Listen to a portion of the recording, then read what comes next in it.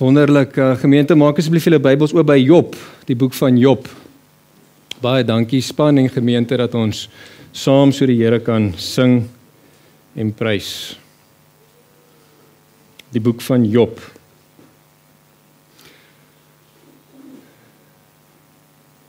Julle het dit gemaak. Dis die laaste Sondag van die jaar. Baie welkom. Ek het gedink om terug te reflekteer op die jaar en te dink oor hoe dit was. En die realiteit is, dit was vir baie mense 'n baie rowwe jaar gewees. Baie mense het diep getrap, was moeilik gewees, swaar gewees, was uitdagend gewees. Dit was 'n tyd regtig van baie swaar kry gewees. Nou kan maar net kyk na die blaadjie, die gebedsblaadjie met al die versoeke.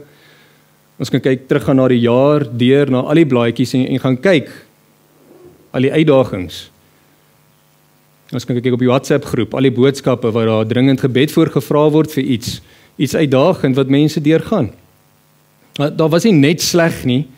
Ons kan deur daai blaadjies gaan en gaan sien hoe God so baie geantwoord het en so baie gehelp het en so baie bevryding gebring het en omstandighede verander het. Dis waar. Maar meer as een mens, baie onlangs, waarmee ek gepraat het, baie meer, het gesê, hierdie was die uitdagendste jaar wat hulle nog gehad het. Die moeilikste. En wanneer daar uitdagings kom, word ons as mens geruk, want jou gemak, jou gewoontes, jou geluk, dit voel ewe skielik als weggeruk. En dit ontstaan dan, dat jy diep vrae kan vra, hoekom Here? Hoekom? Wat is die rede? Wat is die doel agter dit? Of word ek gestraf? Wat het ek verkeerd gedoen? Ons wonder, hoekom gryp God nie in nie? Hoekom verander hy nie ons omstandighede nie? En hierdie is wel nie nuwe vrae nie. Nee, dit kom al die pad, dink Adam en Eva het hierdie vraag gehad, maar ook in Job se tyd was hierdie nie nuwe vraag gewees nie. Dalk vanoggend praat ek en ek noem hierdie dinge en jy sit hier so en jy soos, ek praat van jou. Dit is jou realiteit, dit was vir jou so baie uitdagend gewees en moeilik. Dalk sit jy hier so en jy dink, nee wat, die jaar was lieflik gewees, dit was lekker gewees, ek is seker waarvan Isak nou praat nie. Prys die Here daarvoor, kom ons vat nie weg van dit nie. Maar ons weet ons is geroep om te treur saam met die wat treur, Romeine 12. En as jy daai ingesteldheid het, dan moet jy dalk jouself ondersoek en dalk kyk of jy nie moet groei in jou omgee, jou liefde, jou ondersteuning vir jou medeboeties en sissies nie, want hier's baie medeboeties en sissies wat baie swaar gekry het. Ek sê nie dit vat weg van jou goeie jaar nie, maar oorweeg dit. Nietemin al het jy 'n goeie jaar gehad, 2025, jy moet nog steeds luister, hierdie is ook nog steeds relevant, maar daar's nog 'n jaar om die draai. En daarna is daar nog een, en nog een. En soos die jare aangaan, ons bly in 'n sondige wêreld, die teenwoordigheid van sonde is hierso en die uitdagings kom. Jy, almal wie jy liefhet, almal wie jou liefhet, hulle almal is besig om ouer te word. Met ouderdom kom maar uitdagings. Nee, dit hier, daar's klomp verskillende tipe uitdagings. So dis beter vir jou om, voordat jy jouself daar bevind, te weet, hoe moet ons dink wanneer ons daar is, as wanneer ons onsself daar bevind en dan probeer sin maak van wat rondom ons aangaan. Dit maak nie saak nie, almal van ons moet luister. Maak nie saak waar jy jouself bevind nie. Nou net soos Job lewe ons almal ook in 'n gefalle wêreld. Daar's sonde, dis die realiteit, daar's lyding en swaar kry. Dit is waar, dis insluitend ek en jy. En dit kan gebeur dat ons daai lewensveranderende vrae vra. Here, hoekom gebeur dit? Nou die boek van Job help ons, hoe moet ons dink rondom dit? Nou as daar iemand was wat regtig gelei het, 'n moeilike jaar gehad het, was dit Job. Ons gaan vandag na sy lewe kyk. Ons gaan daarna kyk nie om maklike antwoorde te kry noodwendig nie, maar ons gaan kyk hoe moet die gelowige dink oor God wanneer dit kom by lyding, wat 'n groot realiteit is. Ons gaan begin deur te kyk na eerste baie fundamenteel, maar baie nodig, die realiteit van lyding vir Christene, vir gelowiges. Dan gaan ons kyk na die vraag wat altyd opkom, wat natuurlik is wanneer dit gebeur, hoekom? Ons gaan 'n bietjie tyd daar spandeer en laastens gaan ons kyk hoe 'n Christen dan moet reageer in lig van daai twee, die realiteit en hoe ons die hoekom vraag hanteer. Hoe moet ons reageer? Hoe moet ons vorentoe gaan tydens ons lyding?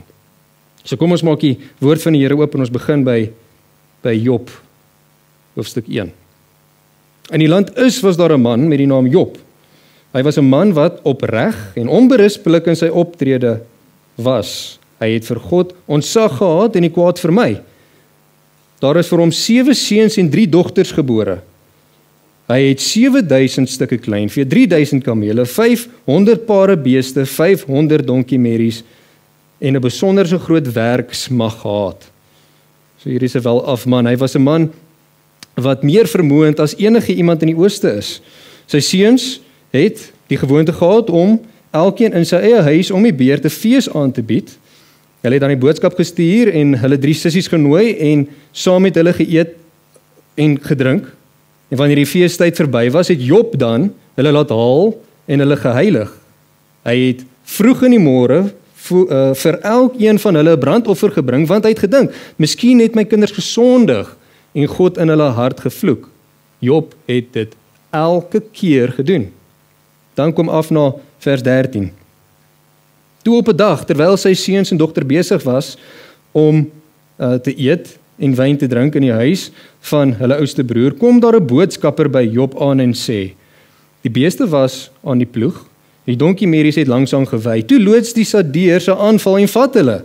Hulle het die werkers met die skerde van die swaard neergeval, net ek alleen het vrygekom om dit aan u te kom vertel. Terwyl die een nog besig is om te praat, kom 'n ander een daaraan en sê, die vuur van God het uit die hemel geval en die kleinvee en werkers verbrand en verteer. Net ek alleen het vrygekom om aan u dit te kom vertel. Terwyl die een nog besig was om te praat, kom 'n ander een en hy sê, Galdeërs het 3 eenhede opgestel, 'n plundertog uitgevoer op die kameeltroppe en hulle gevat. Het die werkers met skerde van die swaard neergeval, net ek alleen het vrygekom om u dit te kom vertel. Terwyl die een ook nog besig om te praat, kom daar nog een en hy sê, die seuns en die dogters was besig om te eet en wyn te drink en by hulle oudste broer se huis. Toe daar 'n onverwagse sterk wind van die woestyn se kant afkom en die 4 hoeke van die huis tref, dit het die jong mense op die jong mense ingestort en hulle het gesterf. Net ek alleen het vrygekom om dit aan u te kom vertel. Al 10 sy kinders is dood. Job het opgestaan, sy mantel geskeur, sy kop kaal geskeur, op die grond neergeval en in aanbidding gebuig. Hy het gesê, naak het ek uit my moeder se skoot gekom en naak sal ek na die skoot van die aarde terugkeer. Die Here het gegee en die Here het geneem. Mag die naam van die Here geprys word. Ondanks dit alles het Job nie gesondig nie en aan God niks ongeryms toegeskryf nie. Kom ons bid saam.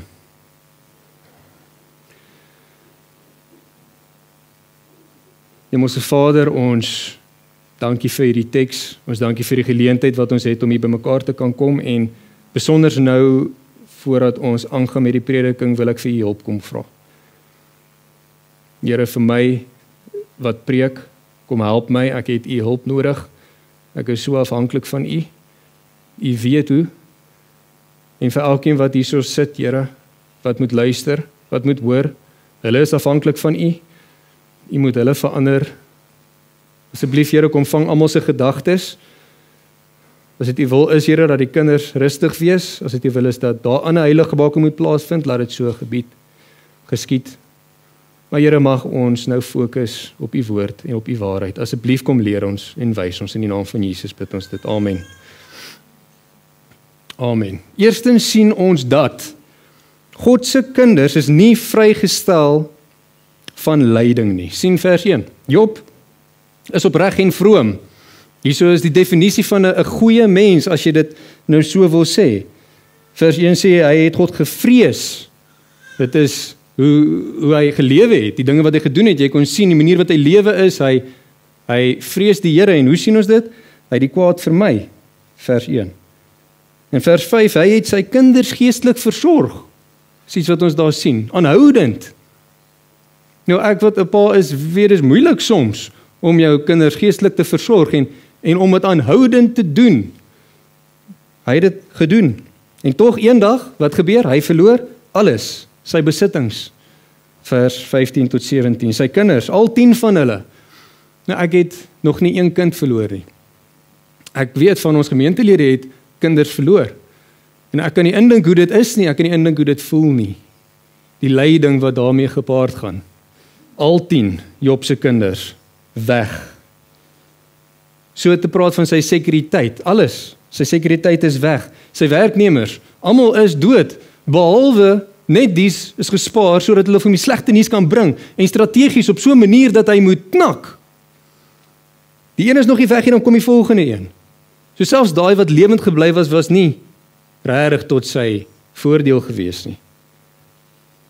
Sonder waarskuwing, sonder verduideliking is dit die waarheid, die realiteit. En dit hou nie daarop nie, kyk na Job 2. In Job 2 vanaf vers 7. Job is getref met dodelike swere, van sy kop tot sy toon. Hy gaan sit op as, en hy vat 'n pot, 'n stuk van 'n pot, om sy swere te krap. Sy vrou sê dan vir hom in vers 9, volhard jy steeds in die onberispelike optrede? Vloek God en sterf. Dit hou nie op nie, hy verloor sy gesondheid, hy verloor die ondersteuning van sy lewensmaat, wat as jy nog nie getroud is nie, kry vir jou 'n goddelike vrou, want dit is nodig.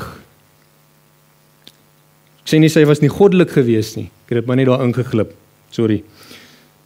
Maar hy verloor die ondersteuning van sy lewensmaatjie. Nou ons verstaan haar pyn, né? Sy het ook 10 kinders verloor. Die emosies van wat alles daarmee saamgaan. Ons verstaan, maar ons kan nie heeltemal verskoon nie. Dit hou net nie op nie. Job, 'n kind van die Here, het uiters baie swaar gekry. En dis die eerste baie belangrike waarheid wat ons moet weet. God se kinders is nie vrygestel van lyding nie. Die Bybel is tog eintlik baie duidelik op die punt, nie waar nie? Ek lees vir julle voor, Johannes 16 vers 33, Jesus praat en hy sê, in die wêreld sal julle dit moeilik hê, maar hou moed, ek het die wêreld reeds oorwin. Paulus praat met Christene in Handelinge 14, en in vers 22 sê hy, Paulus praat met hulle, Paulus hy die siele van die disippels, die mense waarmee hy praat, versterk hy, en hy sê vir hulle, hy vermaan hulle om in die geloof voort te gaan, en hy sê vir hulle, ons moet deur baie verdrukkings in die koninkryk van God ingaan. Dis wat hy vir hulle sê. 2 Timoteus 3 vers 12, almal wat God vreesend in Jesus Christus wil leef, sal inderdaad vervolg word. Dis 'n realiteit. 2 Petrus 4 vers 12, geliefdes, moenie verbaas wees wanneer 'n vurige beproewing oor julle kom nie. Asof dit iets vreemds is wat met julle gebeur nie. Dit behoort nie. Vir die Christen is lyding nie vreemd nie, nie onverwags nie. Is ook nie onbybels nie, inteendeel. Maar nogtans leef ons met 'n ander verwagting. Nogtans is ons verbaas, soos die vers sê, ons moenie wees nie. Kyk, ons kultuur in die wêreld kommunikeer die teenoorgestelde. Nee, dit sê as dit goed gaan, dan is God naby. As dit sleg gaan, dan is daar iets fout. Nou was 'n valse leer wat ons noem die voorspoedteologie. En dit is basies dit, wat presies dit sê, as jy reg glo, die regte verstaan het in jou kop, en jy leef reg, dan sal God jou gesond hê, hy sal jou finansies seën, hy sal al die probleme weghou, hy sal dit vir jou maklik maak. Dis die voorspoedteologie, en dit is 'n valse leer, en is sterk in hierdie wêreld. Ja, dis waar, dit is in die wêreld, maar moenie te vinnig wees om verbaas te wees dat dit selfs in kerke is nie. En dan wil ek dit nog bietjie nog huis toe bring, moenie te vinnig jouself vryspreek nie, liewe boetie en sussie. Ons moet eerlik wees met onsself. Hierdie valse leer kan baie subtiel in ons harte inkruip, sonder dat ons agterkom, omdat ons so gevoer word van alle kante af met dit.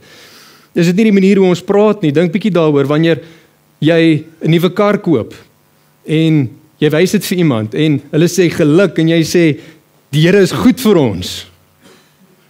As jy jou droomhuis kry en jy is opgewonde en ons is so regtig geseënd, is die woorde wat ons gebruik. Groot finansiële deurbraak, God het voorsien. Asof hy nie voor dit voorsien het nie.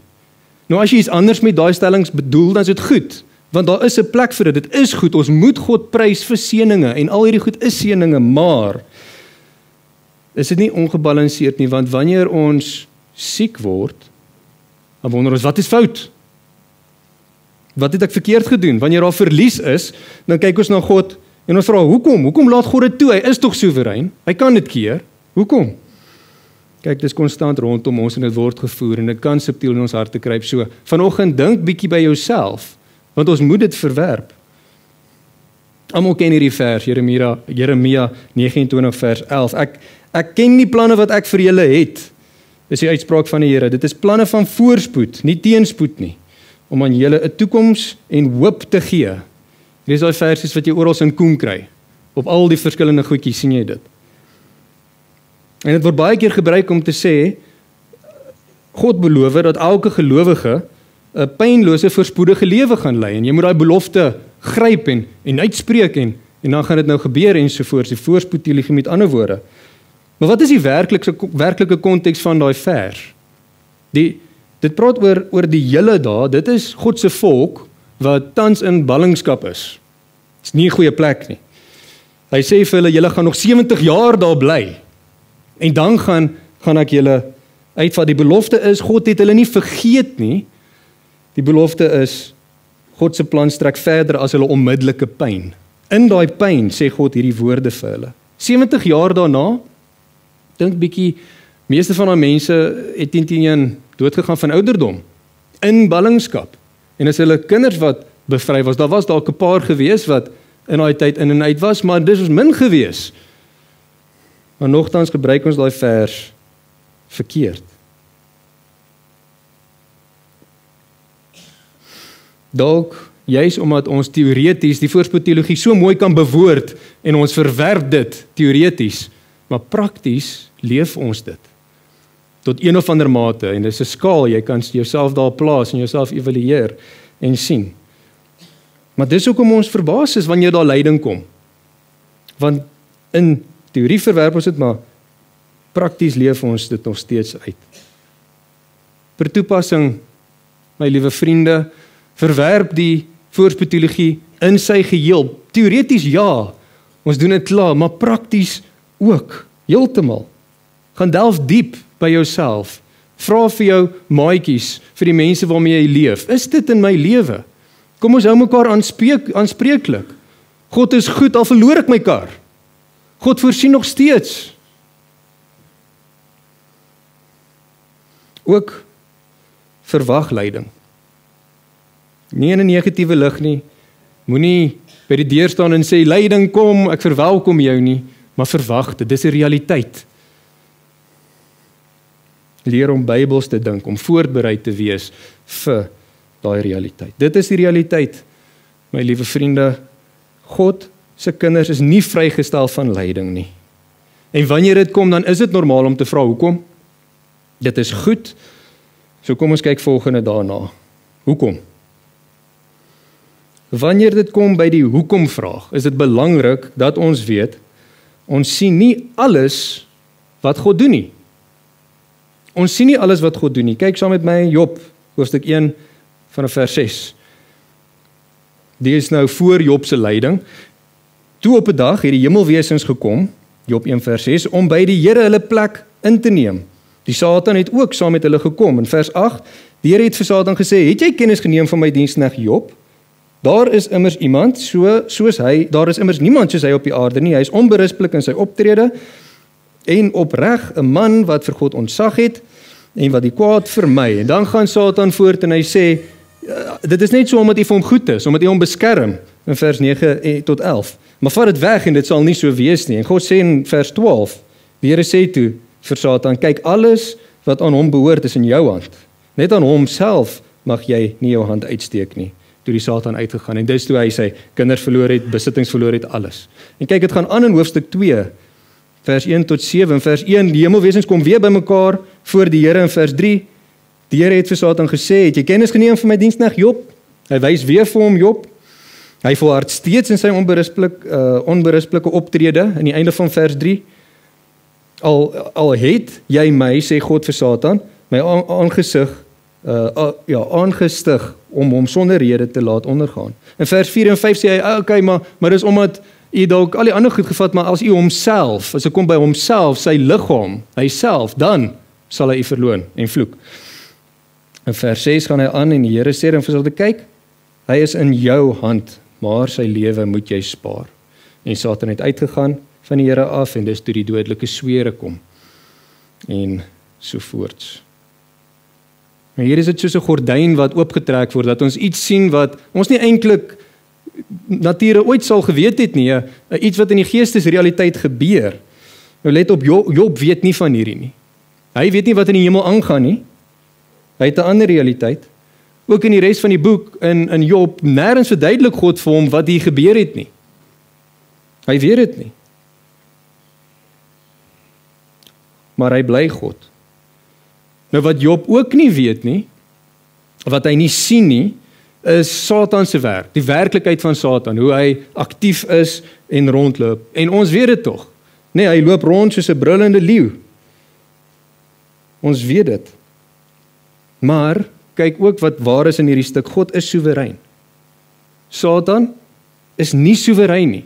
Alhoewel hy al hierdie dinge oor Job se pad gebring het, was hy nie soewerein nie. Dis God wat soewerein is. God stel die perke. Kyk na vers 12. Net aan homself mag jy jou hand nie uitsteek nie. Vers 6 van hoofstuk 2, maar sy lewe moet jy spaar. God is soewerein. Hy is die een met al die mag in beheer. Dit is die werklikheid.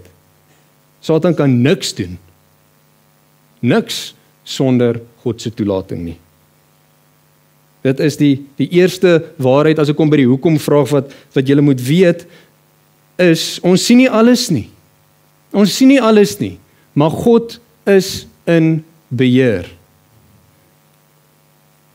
Maar dalk het jy nou 'n hele groot klomp nuwe vrae gekry. Hoekom laat God dit toe? Is 'n eerlike vraag, dis 'n goeie vraag. En as ons hierdie gedeelte lees en dit kom by die verse, hoofstuk 1 vers 8 en 2 vers 3 waar God vir Satan sê, het jy vir Job gesien? Hy wys hom uit vir Satan. Hoekom doen God dit?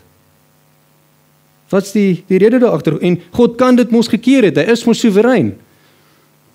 Is God dan regtig goed? En op hierdie punt wil ek dit weer stop en ons patent maak op die voorspoedteologie wat so verskuil is in ons harte dat ons daai vraag nodig het om te vra.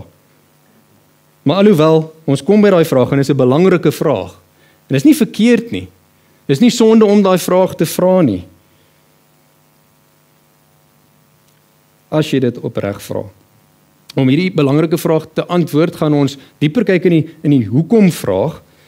En dis die tweede ding, wanneer dit kom by die hoekom vraag, dan is dit nie net belangrik dat ons weet, ons sien nie alles nie. Dit is 'n realiteit. Maar ook moet ons die vraag antwoord, hoekom is daar lyding? Nou, kom ons begin by Job. Daar's verskillende redes en al hierdie redes is nie uitsonderlik nie, dit kan 'n samevoeging van verskillendes wees. Die eerste een, Job ly omdat hy in 'n gefalle wêreld is. Dis die realiteit, ons weet wat in Genesis 3 gebeur het en hy is in 'n gefalle wêreld, 'n gebroke wêreld, daar's siekte, daar's dood. Daar's dorings. Dis die realiteit, dis die gevolg van sonde. Tweede, Job ly as gevolg van Satan, die duiwel. Satan wil gelowiges breek. Hy wil dit doen. Sy doel is vernietiging. Hy wil Job se geloof breek. Hy wil Job en God skei. Hy wil nie Job moet iets met God te doen nie, soos wat hy God verlaat het, wil ons moet ook, alle gelowiges moet God verlaat. Maar dan ook, Job ly ook as gevolg van God. Ons kan nie van dit af wegkom nie as jy die verse lees. Dit is egter baie belangrik dat ons dit reg moet verstaan. Wat is die doel van God in hierdie lyding? Dit is om Job te bou. Dis om nie te breek nie, om sy geloof te bewys, te verdiep, om Job nader aan homself te trek. Die Bybel is baie duidelik. Kyk, die Bybel is primêre openbaring van God, né? Dis die Bybel gaan oor God, nie oor die mens nie. Die mens is ook daarin en ons leer baie, maar dis eintlik God se selfopenbaring van homself. En as dit kom by die karakter van God, dan is die Bybel baie duidelik. Baie duidelik. Eksodus 34 vanaf vers 6 beskryf God homself en hy sê: Die Here, 'n barmhartige en genadige God, geduldig, oorvloedig in troue liefde en waarheid, wat troue liefde vir duisende bly handhaaf, wat skuld en oortredings en sonde vergewe, maar beslis nie ongestraf laat bly nie. Ons ken daai vers. In Jakobus 5, hierdie is nou 'n deel wat hulle terugreflekteer op Job, staan daar: Julle het gehoor van Job se volharding. Spesifiek die storie waarna ons kyk, en julle het die Here se einddoel met hom gesien, wat ek dan net ook gesê het, om hom nader te trek. En hy was weer vergoed gewees, maar daar's 'n paar vrae daaroor. Ons kan, ek dink jy ons gaan tyd hê hierdie keer, maar vra my na die tyd as jy daaroor wonder. Hierdie vers, julle die Here se einddoel met hom gesien, en dat die Here vol medelee en ontferming is. Dis wat ons, as ons na Job moet kyk, dan sien ons die Here se karakter as medelee, ontferming, barmhartig, genadig, ensovoorts. Dit is wie God is. God is goed. God is goed. Dis die karakter wat hy vir ons openbaar. Om dit dalk beter te verstaan, kom ons verander die hoekom vraag so 'n bietjie na, wat is die einddoel? Wat is die gevolg van daai lyding? Bybels nou gesproke. En hier gaan ons nie nou net na Job nie, maar dat ons dit beter kan verstaan. 'n Bybelse gevolg van lyding is dissipline. Daar is 'n moontlikheid dat soos 'n pa sy kind dissiplineer want hy doen iets stout, dan God wat jou dissiplineer want jy doen iets stout. Nou as ek my kinders dissiplineer, dan is dit nie 'n straf nie, dis dissipline. Dis om hulle te help.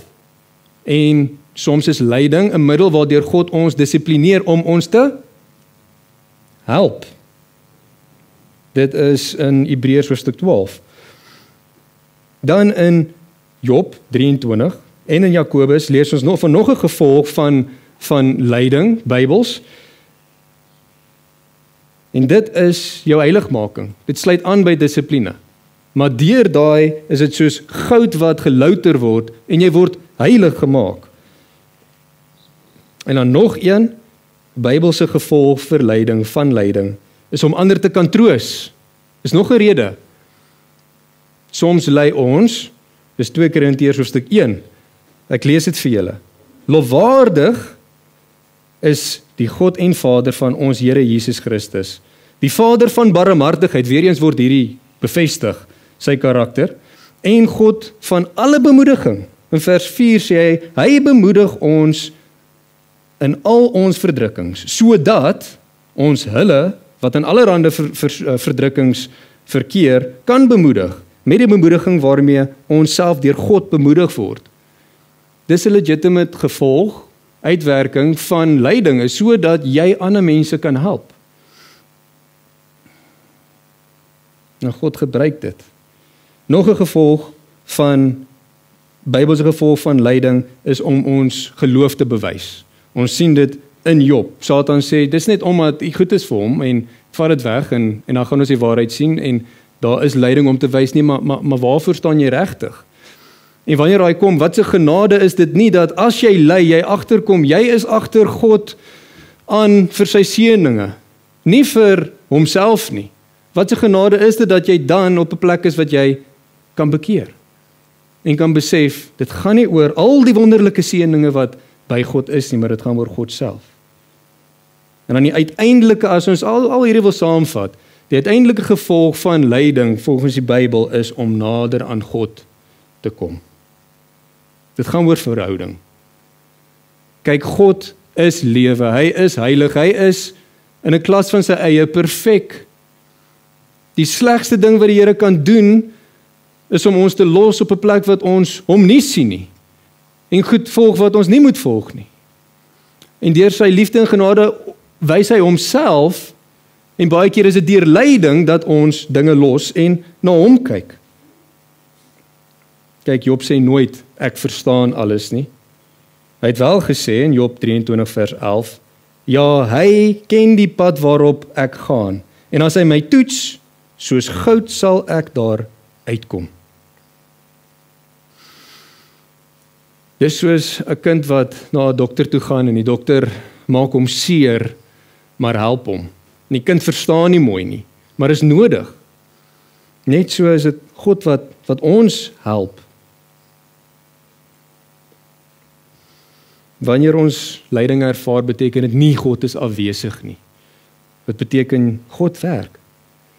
En ons weet die belofte wat so baie mense ken, Romeine 8 vers 28, ons weet dat God alles ten goeie laat meewerk vir die wat hom liefhet, ten goeie, vir die wat volgens sy voorname geroep is. Nie sommige nie, hierdie lyding gaan God gebruik vir goed, en hierdie lyding is maar nou my daar. Nee, Josef se broers het dit vir sleg bedoel, toe hulle hom in put gegooi het, maar God het dit gebruik vir goed. God is so soewerein en almagtig, hy kan al die sonde van die gefalle wêreld gebruik vir goed. Ons kan dit nie begryp nie. God is almagtig en alwys. Liewe gemeente, wanneer jy ly en jy wil die hoekom vraag vra, onthou, jy sien nie alles nie. En baie belangrike toepassing is, moet jouself nie afsonder nie. Ander het gelei sodat hulle jou kan bemoedig voor jou, waardeur jy gaan, en jy kan weer ander bemoedig. As jy tans ly, gaan na medebroers en sissies toe. As jy weet van iemand wat ly, gaan na hulle toe. Dis waartoe ons ook geroep is. Dit is baie maklik om inwaarts te trek, maar 2 Korintiërs 1 sê vir ons, nie, daar's 'n doel ook daartoe, sodat ons ander kan help.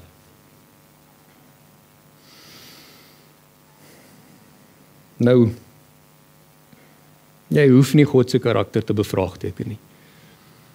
Dis okay as jy doen, gaan delf in die Bybel, maar sien wat die Bybel sê rondom dit. Dis as dit by die hoekom vraag kom. Ons sien nie alles nie, onthou God is in beheer. Ons moet dan reageer in lig van daai lyding. En hoe moet ons reageer? En dit bring by ons derde ding. Die regte reaksie wanneer ons by lyding kom, is aanbidding. Is nie antwoorde nie. Die hoekom vraag gaan ons net so ver kry, want ons kan nie eers dit als begryp nie. Kom ons kyk na Job, Job hoofstuk 1, in vers 20. Nadat hy alles verloor het, kyk, dis daai een wat kom, en die nog een wat kom, en elke een bring slegte nuus, en ek sal nog okay wees, beter af wees, as ek hoor my kar is gesteel, as ek hoor my huis het afgebrand, as ek hoor dit, maar as jy sê, my kinders, almal van hulle is weg, ek dink daai tref baie, baie hard. Maar kyk wat sê hy, Job het toe opgestaan, sy mantel geskeer, sy kop kaal geskeer, het op die grond neergeval, heeltemal verpletterd, in aanbidding gebuig. Hy het in aanbidding gebuig. En hy het gesê, naak het ek ingekom, naak sal ek uitkom. Mag die naam van die Here geprys word. Hier is 'n man, vroom opreg, hoe het hy opgetree in die slegste van sleg, hy het in aanbidding neergeval voor die Here. Kan julle sien, daar's geen voorspoed teologie wat ek daar sien nie? Niks.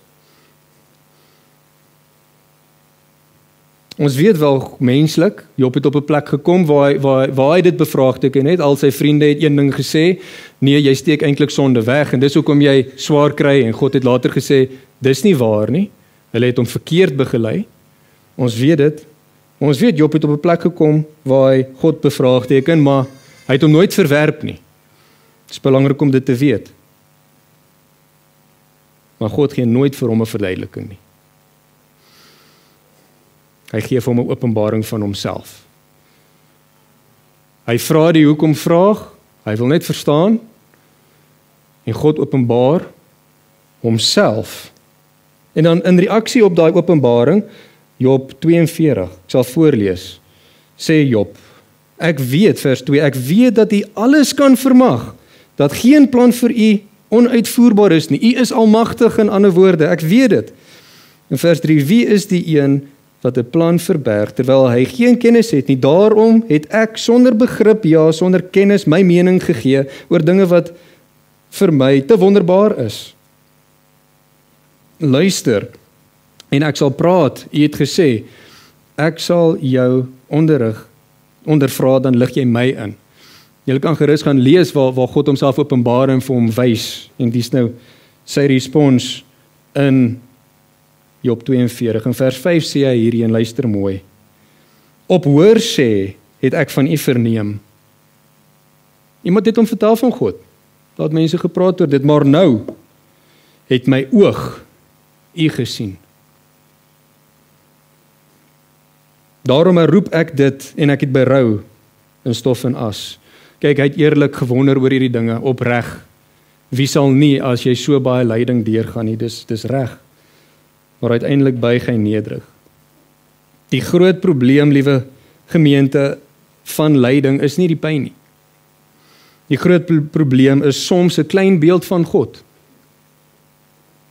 Dat ons nie dink God kan hierdie pyn gebruik tot my eie beswil en almal om my se beswil nie. Hy ken nou vir God. Dit behoort 'n Christen se reaksie te wees wanneer ons lyding ervaar. Oral op die skaal, klein, groot, aanbidding. God is alwys, hy is almagtig en hy is goed. Kyk, as hy alwys was en almagtig en nie goed nie, dan is dit 'n ander saak. Dan moet ons hardloop. Maar hy is goed. En God bewys sy getrouheid, sy liefde keer op keer deur die Bybel, deur die prentjie van sy volk. En God werk met jou as jy lyding ervaar. God werk met die mense rondom jou tot jou voordeel, Romeine 8. Ons weet nie alles nie. Ons moet hom aanbid, ons moet hom dien te midde lyding. En dan natuurlik, liewe gemeente, kan ons nie praat oor Job, oor sy storie en nie die groter prentjies nie. Job is 'n prentjie van Jesus Christus. Lees saam met my, of ek sal dit sê, is Job 19, vers 25. Kyk, hierdie is nou te midde al die swaar kry, skryf Job hierdie. Job 19 vers 25, hy sê, maar ek weet, my verlosser leef. Uiteindelik sal hy op aarde opstaan. Hier verwys Job na iemand vorentoe, iets of iemand groter as hy self. Ons wat terugkyk weet natuurlik, dis Jesus. Hy verwys na Jesus. Jesus was volkome onskuldig, wat Job nie kon regkry nie. Job was 'n sondige mens gewees. Hy bely dit selfs, dat hy berou het en het terug sy mening wil terugvat. En sien die wonder dat selfs hierdie regtige goeie mens, Job, deur lyding besef, hy kort 'n redder. En dis Jesus. Dis Jesus. Jesus het volkome perfek gelewe. Hy was onskuldig gewees. Nogtans het hy gelei soos nie een van ons gelei het nie. En as jy gered is vanmôre, ook nie jy nie, jy gaan ook nie so lei nie. Daar is mense wat so gaan lei. Hy het dit vir ons gedoen. Wanneer ons kyk na die kruis, daar het die grootste lyding plaasgevind. Die grootste. Ek en jy moes daar gehang het. Nie net fisies aan die kruis daar in lewende lywe nie, maar ons leer van die in die Bybel van die hele proses agter die skerms van die sonde wat Jesus voor gestraf is, wat ons moes dra, wat eintlik vir ons, wat ons sonde is, wat hy gedra het.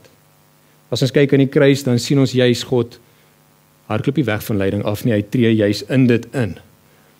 God is goed, ons sien dit daar, hy is getrou. God het ons nie vergeet nie. Ons hoop nie op 'n beter jaar nie.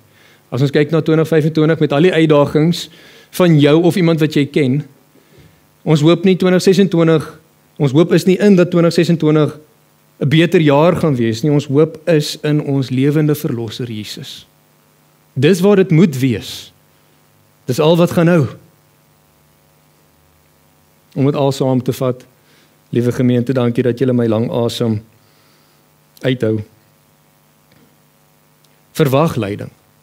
Dis nie 'n saak van as jy ly nie, dis wanneer jy ly. En wanneer jy ly en dinge maak nie sin nie, onthou daar's baie wat ons nie sien nie. God is almagtig. Hy is soewerein, hy is goed. Ons hoop is in Christus. En joune moet ook wees. Ons weet nie altyd hoekom nie, maar ons weet wie. En hy is genoeg. Hy is genoeg. Kom ons bid saam.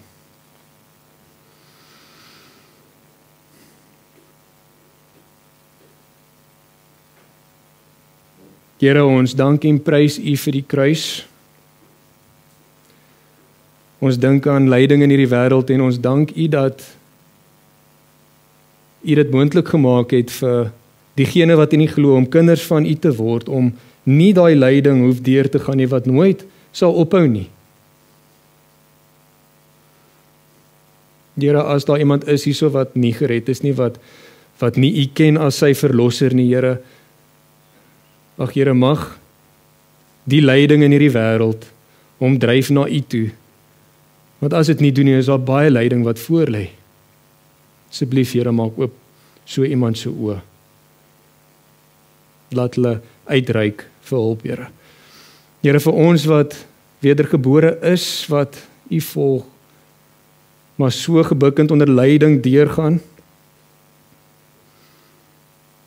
Here, help ons om ons oë op die kruis te hou. Help ons om daar stil te raak. Nie om die omstandighede te wil verander noodwendig nie, maar Here, om te weet, U werk deur dit. Here, is nie 'n maklike gebed nie, en dis moeilik om te dink wat dit prakties beteken.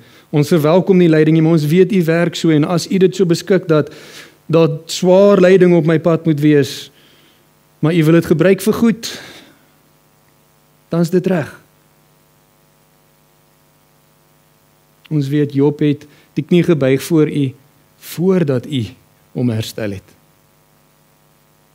Voordat U vir hom baie teruggegee het. En Here, ons wil dieselfde doen. Ons wil dit nie doen vir daai seëninge wat ongelooflik is nie. Here, help ons, bewaar ons van die voorspoedteologie wat so in ons harte inkruip. Help ons om terug te dink aan hierdie jaar en vooruit te sien vir die volgende jaar, te midde die lyding, ons oë op U te hou. Amen. Liewe gemeente, wees gegroet. Mag die liefde van ons Vader, die genade van Jesus ons Here en die gemeenskap van die Heilige Gees met elkeen van julle wees. Te midde lyding gaan geniet die Here. Hy is alwys, hy is getrou, vertrou hom. Amen.